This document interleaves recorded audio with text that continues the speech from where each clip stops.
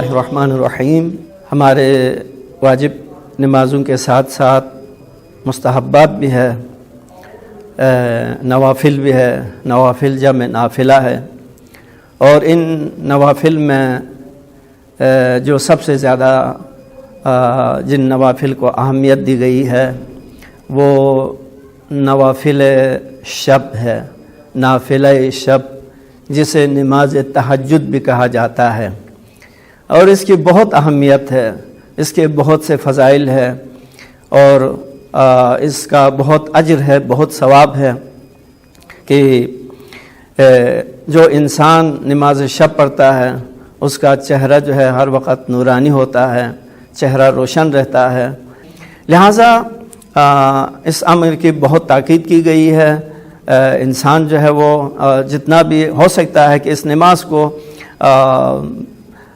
اذان صبح کے نزدیک میں ادا کریں، یعنی اذان صبح کے نزدیک جتنا ہو سکتا ہے۔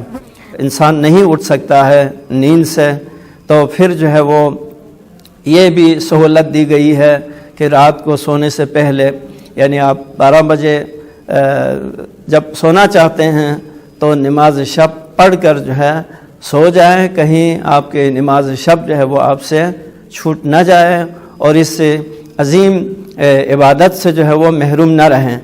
یہ 11 رکعت ٹوٹل نماز شب ہے۔ 8 رکعت نماز شب کی نیت سے پڑھنا ہے، 2 رکعت کر کے حمد اور سورہ پڑھنا ہے ہر رکعت میں نماز صبح کی طرح۔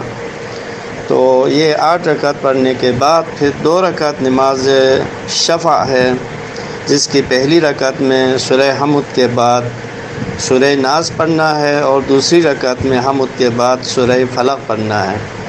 اس کے بعد نماز وتر ہے، آخری نماز 1 رکعت ہے نماز وتر، جس میں حمد کے بعد 3 مرتبہ قل هو اللہ احد پڑھنا ہے، اور اس کے بعد سورہ فلق، اور آخر میں سورہ ناس۔ اس کے بعد قنوت پڑھنا ہے۔ قنوت میں جو ہے وہ اپنے لیے، اپنے مومنین برادران ایمانی کے لیے دعا کرنا ہے۔ پھر 40 مومنین کے لیے خصوصی طور پر مغفرت کی دعا کرنا ہے، اور 70 مرتبہ استغفار پڑھنا ہے، استغفر اللہ واتوب الیہ، اور 70 مرتبہ استغفار کے بعد 7 مرتبہ ھذا مقام العائذ بک من النار، اور آخر میں 300 مرتبہ تسبیح ہاتھ میں لے کر الف الف الف پڑھنا ہے، اور اس کے بعد جو بھی اپنی حاجات ہے اللہ تعالیٰ سے طلب کرنا ہے، دعا کرنا ہے، اپنے مرحومین کے لیے، مومنین کے لیے، مریضوں کے لیے، امام جمعہ کے ظہور کے لیے، سب کے لیے دعا کرنا ہے۔ اس طرح یہ نماز جو ہے وہ ختم ہو جاتی ہے، اور یہ نماز شب کی کیفیت اور صورتحال یہی ہے۔ والسلام علیکم ورحمۃ اللہ۔